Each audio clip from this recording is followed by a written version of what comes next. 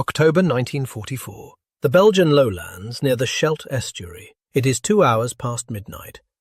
The temperature hovers just above freezing.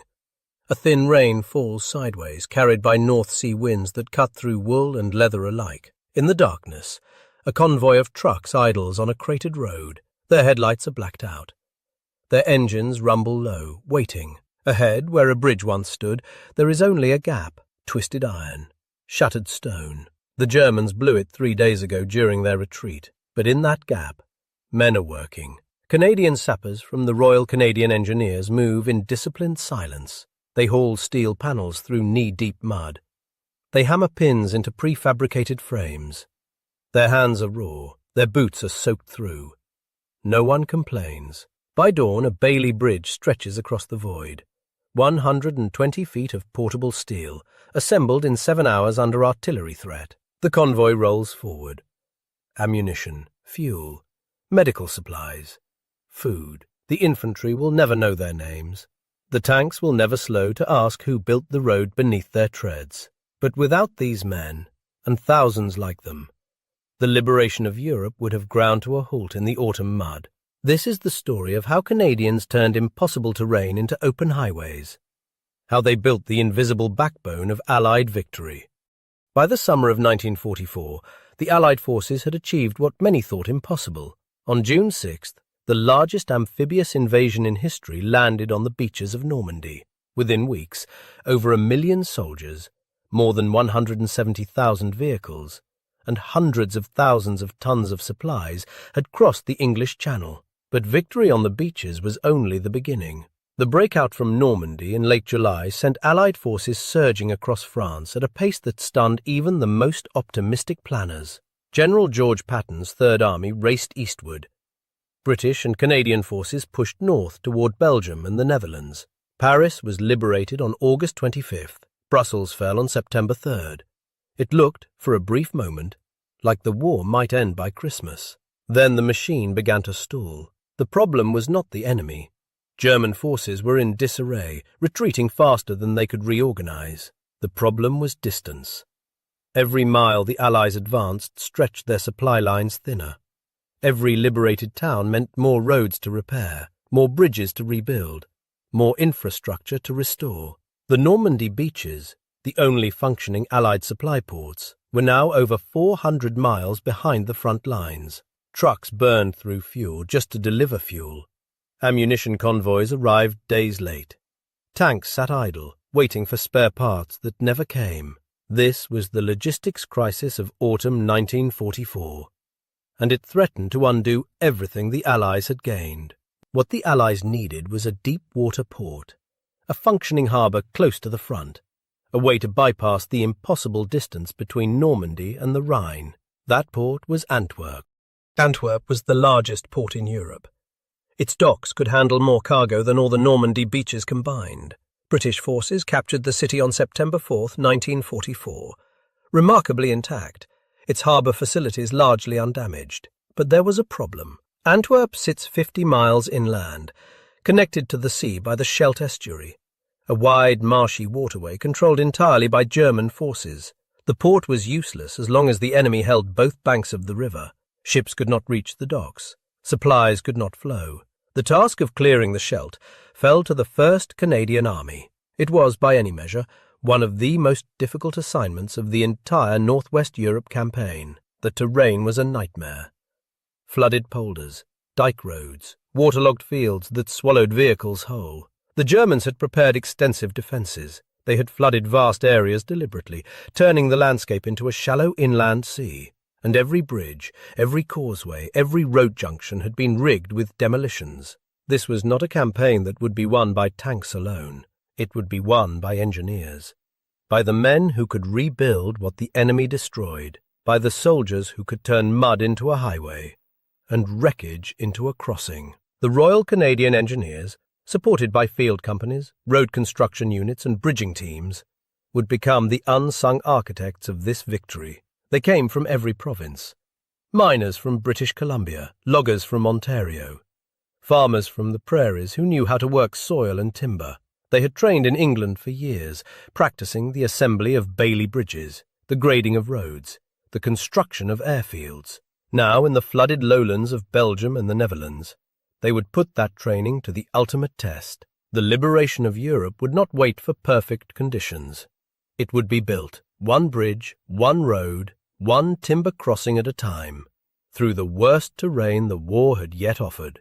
The landscape itself was the first enemy. The Scheldt region had been farmland once, flat, fertile, protected by centuries-old dike systems. But the Germans had breached those dikes. Seawater poured inland. Fields became lakes. Roads became rivers. The few remaining causeways turned into deadly choke points, swept by artillery and machine gun fire. Canadian engineers faced a puzzle with no easy solution. Standard bridging equipment was designed for rivers, not for flooded plains stretching hundreds of meters wide. Vehicles sank in mud so deep that recovery teams needed hours to extract them. Timber had to be hauled from distant forests. Steel had to be transported over roads that barely existed. Every solution created new problems. Every crossing required improvisation. Yet the work continued. Night after night, day after day. The engineers adapted. They invented. They found ways to make the impossible merely difficult. These men were not frontline infantry. They did not charge enemy positions with rifles raised. But they died just the same. Sapper crews worked within range of German artillery. Mortar rounds fell without warning. Snipers targeted anyone who moved in daylight. And the work itself was dangerous. Heavy steel panels, unstable ground, exhaustion-induced mistakes. Many engineers went days without sleep. They worked through shelling. They worked through rain.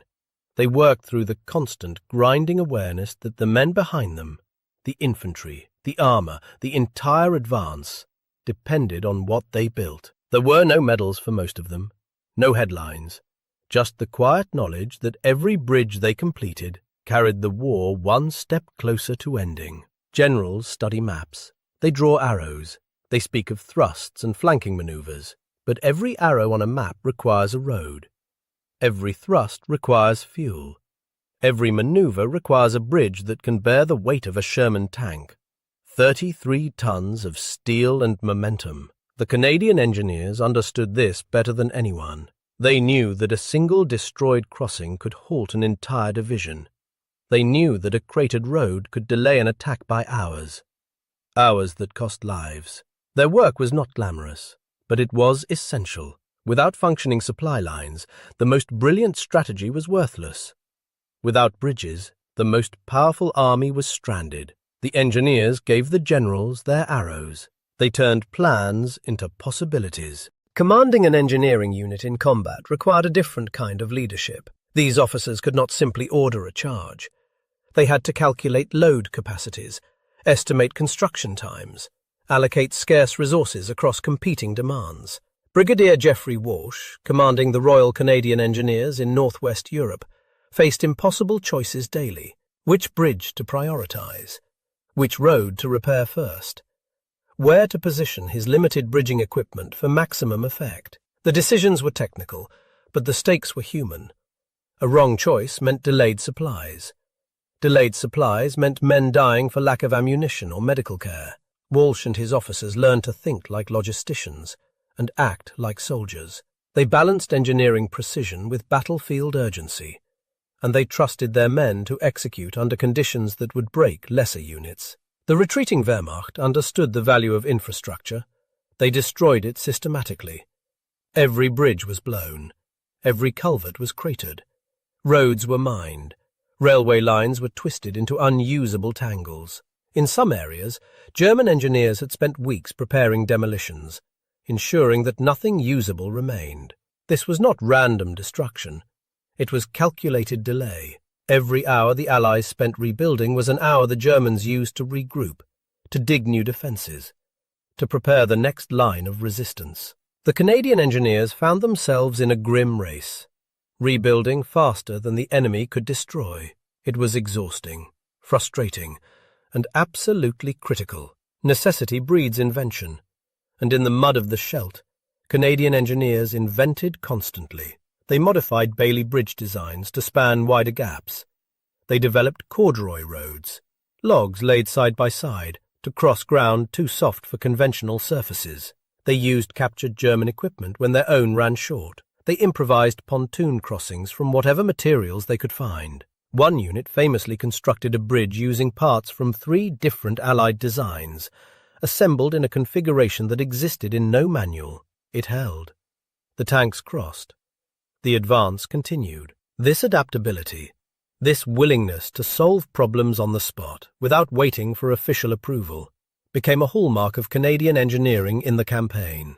The next challenge would test that adaptability to its absolute limit.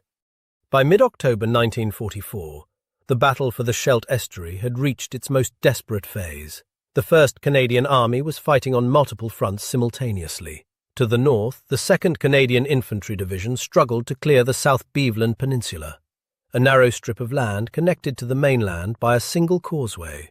To the south, the 3rd Canadian Infantry Division pushed through the flooded Breskens Pocket, where German paratroopers defended every dike and farmhouse with fanatic determination. And everywhere, the engineers followed. The causeway to South Beveland was a killing ground, barely wide enough for 2 vehicles. It stretched for over a mile across flooded polders. German artillery had it zeroed. Machine guns covered every approach. The infantry who crossed it did so under constant fire, crawling forward through the night. When they reached the other side, they found the bridges destroyed. Every single one. The call went out to the Royal Canadian Engineers. Bridging teams moved forward under cover of darkness, their trucks loaded with Bailey Bridge components. They worked in water up to their waists. They worked while shells exploded in the flooded fields around them. They worked knowing that dawn would bring renewed German fire. By morning, the first bridge was complete. Tanks rolled across. The advance resumed. But South Beveland was only the beginning. Beyond it lay Walcheren Island, the final obstacle controlling the Scheldt. Walcheren was a fortress. Its coastline bristled with heavy gun batteries. Its interior had been deliberately flooded by the RAF, which had bombed the dikes to deny the Germans defensive terrain. The result was a nightmare. The island's centre was an inland sea. The only dry ground was the rim, a narrow ring of dunes and fortifications. Canadian and British forces would assault Walcheren from multiple directions in early November. But every assault required crossings. Every crossing required engineers. The assault on Walcheren began on November 1st, 1944. British commandos landed on the western beaches at Westkapelle, fighting through concrete bunkers and flooded streets. From the south, Canadian forces crossed the Sloe Channel, a tidal waterway separating South Beveland from Walcheren, in Buffalo amphibious vehicles, under murderous German fire. Every inch of progress created new engineering demands. The slow crossing was treacherous. The channel was shallow in places, deep in others, with a bottom of sucking mud that trapped vehicles and men alike. Canadian engineers worked alongside the assault troops, marking safe routes, recovering stuck vehicles, preparing the ground for the heavier equipment that would follow. On the island itself, the flooded interior made conventional movement impossible. Troops advanced along dike tops, exposed, vulnerable, but the only dry ground available. When bridges were needed, they had to be built on unstable, waterlogged foundations.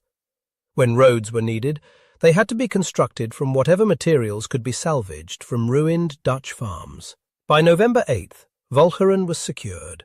The guns that had controlled the Scheldt were silenced, but the work was far from over. The port of Antwerp remained unusable.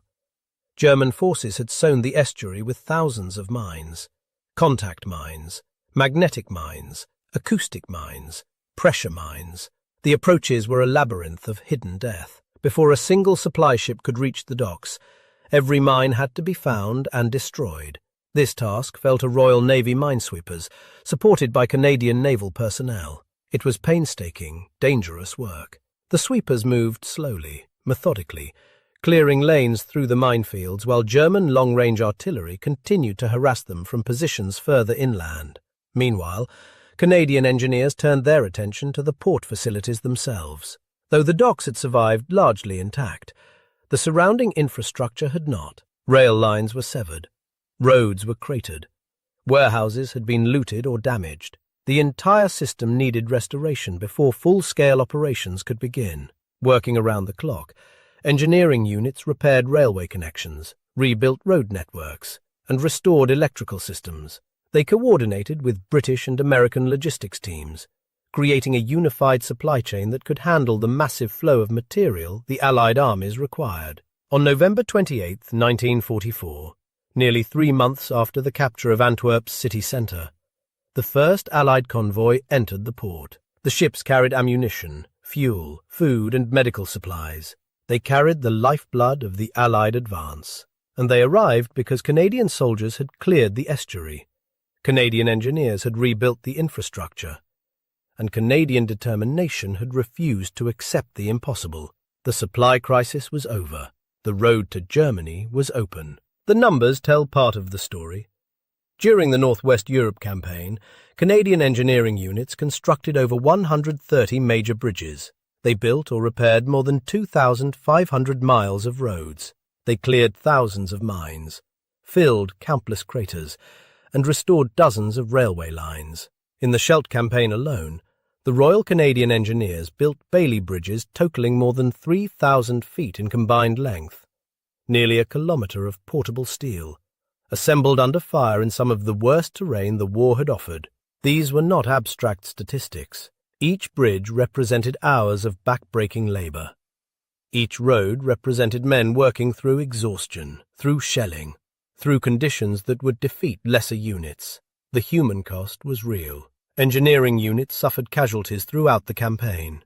Sappers killed by mines they were clearing. Bridging teams struck by artillery. Construction crews caught in ambushes. The exact numbers are difficult to isolate, scattered across unit war diaries and casualty reports. But the sacrifice was constant. Beyond the physical construction, Canadian engineers performed countless smaller tasks that kept the army moving. They maintained water supply points. They built and repaired airfields. They constructed prisoner-of-war enclosures. They demolished obstacles and booby traps left behind by retreating German forces. Every task was essential. Every task was unglamorous. And every task was performed by men who understood that the infantry and armour ahead of them depended on the work they did behind. The opening of Antwerp transformed Allied logistics overnight. Within weeks, the port was handling over 25,000 tons of supplies daily, more than all the Normandy beaches combined at their peak. The desperate fuel shortages of September became a memory. The ammunition rationing that had crippled offensive operations was lifted.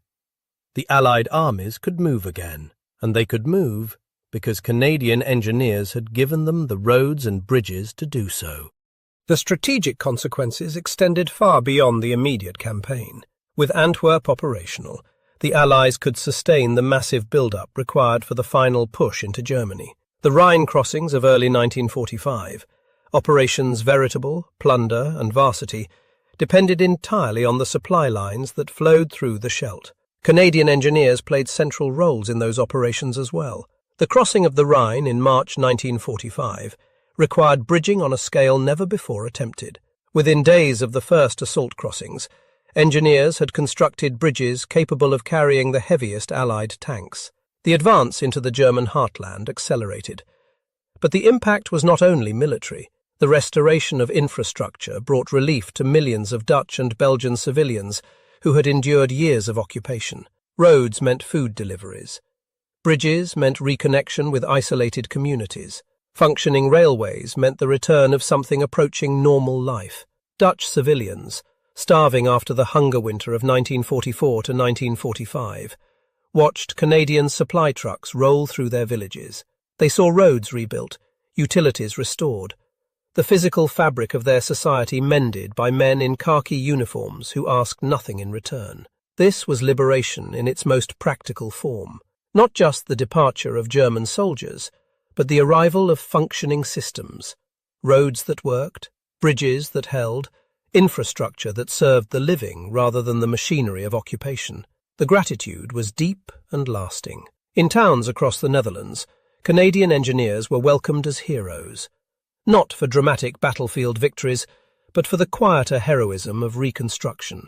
They had taken a shattered landscape and made it whole again. Decades later, Dutch families would still remember the Canadians who rebuilt their bridges. They would name streets after engineering units. They would tend the graves of sappers who never made it home.